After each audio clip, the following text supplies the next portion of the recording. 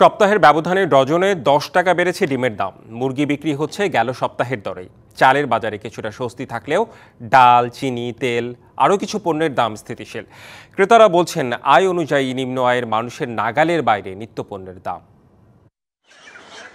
সপ্তাহের ব্যবধানে বাজারে ডজনে 10 টাকা বেড়ে ডিম বিক্রি হচ্ছে 140 টাকায়। বিক্রেতারা বলছেন ব্রয়লার মুরগি বিক্রি হচ্ছে গেল সপ্তাহের দর 180 থেকে 190 টাকায়, আর সোনালী মুরগির কেজি 280 থেকে 290 টাকা। 4-5 দিন যাবত এই 140 টাকা দরজা, ডিমটা একটু বাড়ছে। স্থিতিশীল পেঁয়াজের দর খুচরায় বিক্রি হচ্ছে 55 থেকে 60 টাকা কেজি। এছাড়া আলু 20, রসুন মানভেদে 130 থেকে 200, আর আদা 120 থেকে 150 টাকা কেজি। বাজারে কমতির দিকে চালের দর। খুচরায় সবচেয়ে কম দামের সরু চাল 72 থেকে 75 টাকা, মধ্যম মানের চাল 56 থেকে 60, আর মোটা চাল 55 টাকা কেজি। মিনিকেট চাল এখন পার কেজিতে 10 টাকাই কমছে। বিয়ের 28 হলে 56 টাকা থেকে 60 টাকা।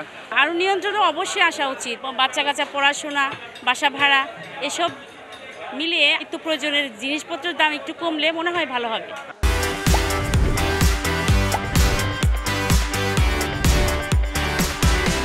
গেল সপ্তাহের 115 থেকে 118 টাকা কেজি দরেই বিক্রি হচ্ছে খোলা চিনি। মসুর ডাল মানভেদে 105 থেকে 130, আর বোতলজাত সয়াবিন তেল 189 টাকা লিটার। বেড়েছে গুঁড়া দুধের দাম। গুঁড়া দুধের দাম বাড়তে আছে, 415 টাকা থেকে বর্তমান রেট আসছে 460 টাকা। রমজান মাসে যেটা কিনেছিলাম, সবজি বলেন, সয়াবিনের তেল বলেন, সবকিছুর ক্ষেত্রেই বেড়েছে একটু। দু একটা পণ্যের দাম একটু বেশি, কিন্তু ওভারঅল স্বস্তি আছে। সবজির দাম নিয়েও আছে ক্রেতার অসন্তুষ্টি। পটল, ঢেঁড়স আর করলা সহ গরম মৌসুমের সব সবজি দোকান ও মানভেদে মিলছে 50 থেকে 70 টাকার মধ্যে। পটল এটা 70 টাকা বেচতে আছি, টমেটো 50 টাকা, ভেন্ডি 70 টাকা। আগের থেকে অনেকটা কমে আছে, কিন্তু এখন সামনে আরো কমবে। আজকে তরকারিতে একটু বেশি মনে হয়েছে আমার কাছে।